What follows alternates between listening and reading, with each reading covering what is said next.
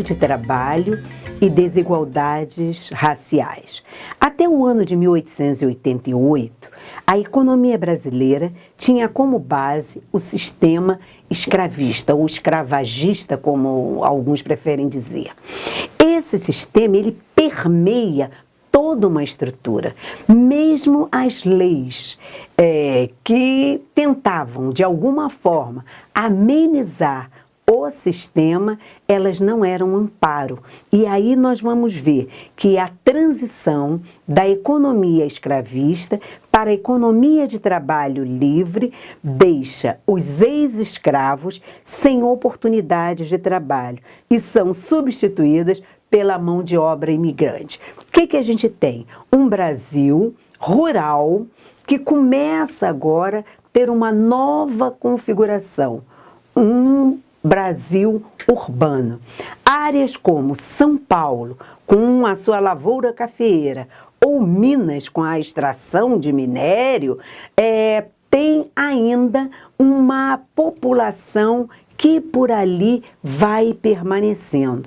Mas em outras áreas, grandes centros urbanos, como o Rio de Janeiro, por exemplo, já começa a surgir pequenas atividades, pequenas profissões, pequenos núcleos, como alfaiate, sapateiro, amolador de facas, que ocupa, de alguma forma, essa população que estava à deriva, mas de forma nenhuma vai dar casa e vai dar condições para que ele sobreviva. O resultado, então, é a favelização. As pessoas se retiram para as periferias e ali começam a manter e a criar seus próprios negócios, né? E dali vai vender cocada, ele vai vender alguma coisa, começa a ser também marceneiro, né? E de alguma forma ele se ocupa, né? Vai se adaptando a essa nova realidade, mas continua sendo uma atividade marginal, uma atividade que não supre as suas necessidades. E aí começa a aparecer, então, os grandes conglomerados. As pessoas vão ficando numa unidade habitacional onde mora pai, mãe, 3 filhos, os sobrinhos, os cunhados, os agregados e com péssimas condições de vida, né? Falta, principalmente, saneamento básico. Gente, eu não estou falando de hoje, não, eu estou falando de antigamente. Mas essa realidade se perpetua até os dias de hoje. As favelas, as comunidades, como hoje são colocadas, elas permanecem, de alguma forma, parada no tempo. O que se critica na chamada Lei Áurea, ou Lei da Abolição, é que essa igualdade civil dos recém-libertos não integra, não inclui, não assimila e conduz a uma situação de penúria e miserabilidade, que se estende até os dias de hoje. Porque ainda hoje, essa parte da população, ela está deficitária em relação aos meios e aquisição de bens. Entre 1930 e 1980 são marcos de crescimento, modernização, urbanização no país, inchaço nas cidades, favelização. E quem é esse contingente que fica na periferia, fica nas favelas? É justamente aquela população que num determinado dia ficou sem os meios básicos de sobrevivência. Mas essa população é forte, essa população é resistente e ela mesmo vai começar a organizar a sua vida econômica e vai aparecer funções. Então é o sapateiro, ela vai criar atividades e aparece a famosa, até então, ela uma escrava na casa do senhor. Hoje, como há tempos atrás, é a empregada doméstica que vai viver dentro da casa, utilizando o equipamento, porque a primeira restrição é a habitação. Ou ela fica na favela, ou ela vem para a casa do patrão. E pior, traz os filhos e fica num cubículo ali, porque lá na fazenda, pelo menos a extensão territorial era maior. Hoje não. Ela vive numa situação de miserabilidade. E pior, vai perdendo a autoestima. A subordinação à palavra, ao mando, que é muito bem retratado, eu estou citando a obra, em Chica da Silva. O que é essa Chica da Silva? É a mulher que manda, é a mulher que rompe, né, com toda uma estrutura, e eu estou falando de Minas, eu estou falando de Diamantina. Ela rompe com toda uma estrutura e, inclusive, tem a ousadia de pedir, né, para o seu benfeitor, João Fernandes, o mar. Né? Então, ela tem o mar, ela tem uma galeota. Gente, naquele tempo era difícil. E hoje eu pergunto, pela sua observação, você acha que a situação do negro trabalhador no Brasil mudou? As condições são favoráveis?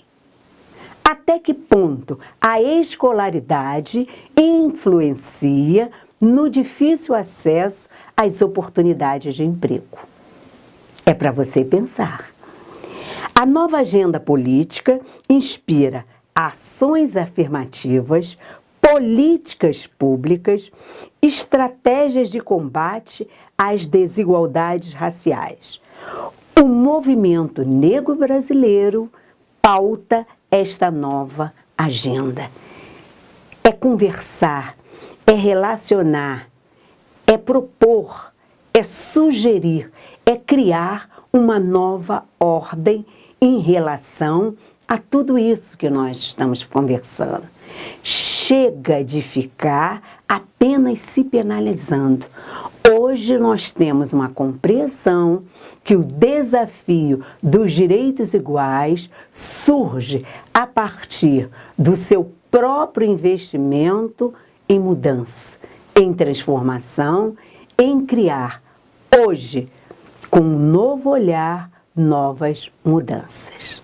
Estudos começam a aparecer e o que até então o movimento negro brasileiro conversava nas suas rodas e reuniões, hoje já começam a ser consagrada dentro das universidades.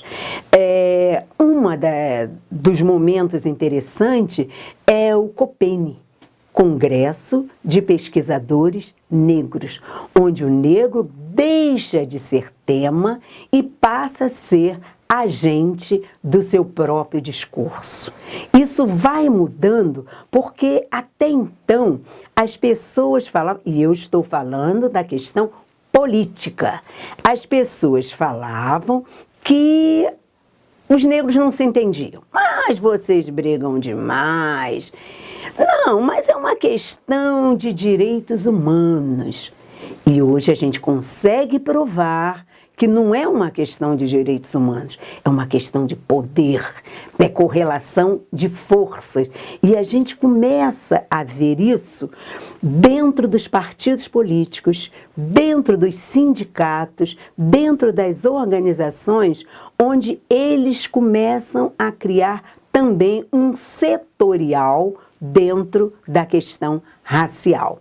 E cada um de nós que vai para ali, vai com a responsabilidade de mudança, de transformação, não só de dizer amém para tudo, mas sim também de intervir, de questionar e de debater. O que acontece então? Começa a aparecer dentro do meio acadêmico, dentro das universidades, vários projetos, várias teses de mestrado, de dissertação que aponta para o tema e faz com que essas ilhas de saber comecem a se preparar para receber esse novo contingente dentro dos seus muros. Porque até então, você tinha estudantes despreparados e que iam para a universidade, e desculpe o termo que eu vou utilizar, mas é real, e embranqueciam. Eles perdiam o seu lastro, o seu referencial e passava a ter o discurso do dominador. Agora não, a gente conseguiu formar uma juventude que é crítica, uma juventude que tem uma outra lógica e que entende que a lógica do capital perversa, por mais que aponte que existe uma relação que é apenas de renda, não. Nós sabemos que hoje tem uma relação de cor. Para demonstrar isso, e economistas gostam muito de tabelas, né? Gostam muito de gráficos, eu fui buscar um gráfico que mostra os grupos ocupacionais segundo cor, raça e gênero. Ele está distribuído e ele vai, a cada momento, fazer uma inter-relação entre a ocupação de homens e mulheres brancos, de homens e mulheres pretos e pardos, e vai mostrar que no topo da pirâmide, as ocupações que exigem excelência, né, dirigentes em geral, vai ser sempre ocupada, inicialmente pelos homens brancos, depois pelas mulheres brancas, depois pelos homens negros e lá embaixo pelas mulheres negras. E depois a gente vem profissionais de ciências e arte, trabalhadores em serviços administrativos e vai chegar lá no final onde existe determinadas atividades que são mais de cunho braçal e não de cunho mental. E aí, infelizmente, esta é a parcela que está relegada ao contingente negro. Mercado e trabalho. Esse tema é árido, porque economia é também uma ciência árida. Mas determinados conceitos, itens, nós precisamos estar familiarizados para que possamos, de alguma forma, fazer uma intervenção nessa economia. E quando você escuta alguns noticiários, é bom estar atentos para algumas palavras que aparecem lá. Daí eu ter tirado algumas siglas, são poucas, mas que influenciam nesse pensamento econômico. O primeiro dele é ONU, Organização das Nações Unidas. A Organização das Nações Unidas deveria ser um grande guarda-chuva em relação aos direitos humanos e aos órgãos de proteção social, econômica, trabalhista, porque dentro dela tem pequenos órgãos. Mas a ONU, pelo menos até agora, tem sido ponto de encontro onde autoridades, dirigentes mundiais sentam para dialogar. OIT é um dos organismos da ONU e é Organização Internacional do Trabalho. É graças à OIT que determinadas situações, que determinados pontos são consagrados a nível internacional. É preciso, às vezes, ganhar lá fora para conseguir aqui dentro. E são esses mecanismos que vão, de alguma forma, organizando o processo produtivo, o mercado de trabalho e as relações trabalhistas. Porque não dá para estar só num contexto interno. Nós precisamos das relações internacionais, essas consagrações que passam a trazer para nós mecanismos de segurança. MTE, Ministério do Trabalho e Emprego. É dentro do Ministério do Trabalho e Emprego que as relações entre empregador e empregado são consubstanciadas. Nos últimos 10 anos, tem havido toda uma preocupação com o amparo ao trabalhador, com principalmente a criação de mecanismos de suporte para qualificar esse trabalhador, porque ficava difícil o trabalhador com o salário que tem, as suas próprias expensas, ainda remunerar determinados cursos que lhe trariam benefícios sim, mas era uma questão de escolha de Sofia, né? Ou eu como, eu pago determinado curso. E com o governo, de alguma forma, tendo essa preocupação, vai acontecer que dentro, né? E a gente está falando de dentro de um partido que tem sempre essa preocupação. Qual é a relação dos nossos militantes com toda essa estrutura, com esse arcabouço, não só econômico, mas político, que configura um diferencial entre os outros partidos? IBGE, Instituto Brasileiro de Geografia e Estatística. Ué, mas o que isso tem a ver com o nosso método de trabalho, com as nossas relações trabalhistas? Porque é ali que vem o censo, é ali que vem a demografia, é ali que vem todo aquele mecanismo que vai quantificando, passo a passo, esse desemprego, esse subemprego, novas relações que vão ser quantificadores e principalmente um índice de desenvolvimento. O Brasil melhorou? O Brasil piorou? Há quantos anda o índice de desenvolvimento humano para o povo brasileiro? É um assunto para você pesquisar.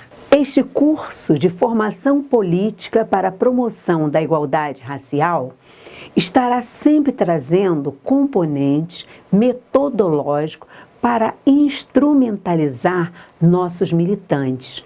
Mas é preciso que, além destas informações, você comece também a pesquisar sobre o tema. É muito importante te ter do nosso lado e é muito importante também que você esteja informado. E pensando nisso, eu levantei mais alguns itens em relação aos principais programas federais de trabalho e renda no Brasil. Algumas siglas são muito conhecidas, mas a importância delas nessa construção do pensamento e desenvolvimento de uma nova atitude em relação ao trabalho é o que nós estamos buscando. PROGER, Programa de Geração de Emprego e Renda. Agora, o trabalhador possui uma nova oportunidade para se qualificar. SIME, Sistema Nacional de Emprego. FAT, o Fundo de Amparo ao Trabalhador. Esse talvez tenha sido um dos mais importantes no sentido de que o trabalhador pode usar mão, pode lançar mão dele. E você precisa se informar no seu estado, no seu município, como é que está esse fundo. PASEP, eu até refazendo esse texto, eu me lembrei dessa palavra, patrimônio do servidor público. É nosso, gente, é nosso. Então, nós precisamos fazer um controle melhor em cima disso. PIS, Programa de Integração Social, mais um direito adquirido. Então, ele precisa, e se diz que a cidadania alcançada, jamais ela será perdida. Então, nós precisamos entender, dentro desse processo de trabalho, emprego e renda, o que foi benefício para a gente e como nós temos utilizado isso. PSD, Programa Seguro-Desemprego, outro ponto de interrogação. Vai acabar, não vai acabar, até quando? Então, são grades dentro do sistema de desenvolvimento econômico que tem que estar permanentemente monitoradas. PNPE, que é o Programa Nacional de Estímulo ao Primeiro Emprego Jovem. Eu acho que essa foi uma das grandes sacadas dos legisladores, porque se você não investir no jovem, você praticamente está deixando que alguém, faça desse jovem um seu instrumento. Vocês sabem de que eu estou falando. Então, é preciso que esse amparo ao jovem... Eu me lembro que quando eu estive no Canadá, uma das coisas que me chamou muita atenção é que o jovem lá é protegido de 6 anos a 14 anos. Depois dessa idade, dificilmente ele vai tender à marginalidade. Então, não basta dar um Bolsa Família. Eu tenho que capacitar, eu preciso integrar, eu preciso qualificar e apresentar um novo horizonte.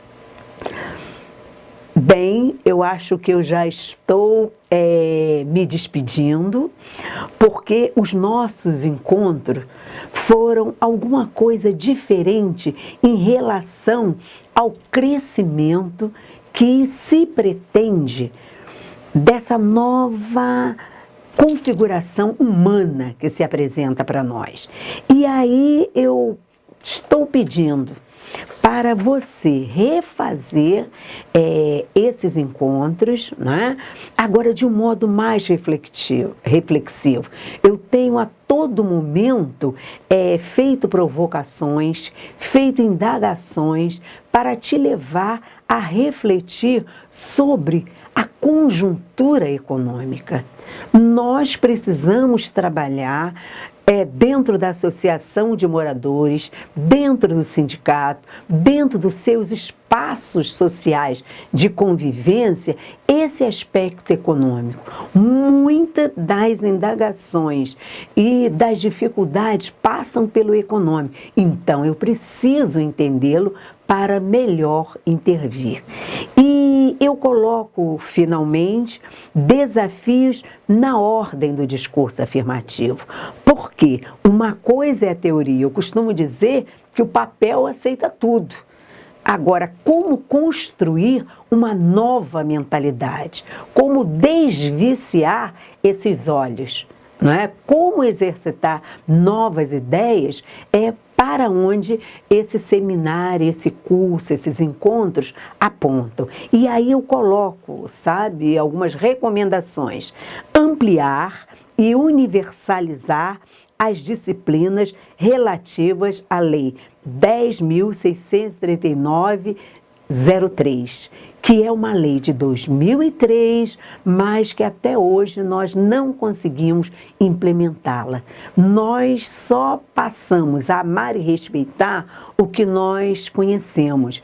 E como essa criança, esse adolescente, não tem um referencial de onde ele veio, muitas das vezes isso cria nele a perda da autoestima. Então, urge implementar a Lei 10.639. Formação de docente e pesquisadores. Eu acho que grande parte da superação dessas mazelas que nós tivemos ao longo do tempo vem principalmente pelo déficit educacional. Então, formar docente com um novo olhar faz parte desse processo democrático de mudança. Formar pesquisadores que apontem para o tempo desde a criação, né, desses fatores desagregadores, né, da estrutura social. Empenhar a universidade de diversidade e não cartesiana. É aquilo que eu disse, que a universidade, ela ainda continua sendo uma ilha do saber. Então, de um modo cartesiano, de um modo horizontal, até que ponto ela não está aberta para um novo tempo, um novo diálogo, novas construções, não mais aquelas impostas, né, por um modelo que está vencido. Precisamos aprender um repertório inclusivo, mas inclusivo de fato, não só de direito. Precisamos aprender um repertório libertador.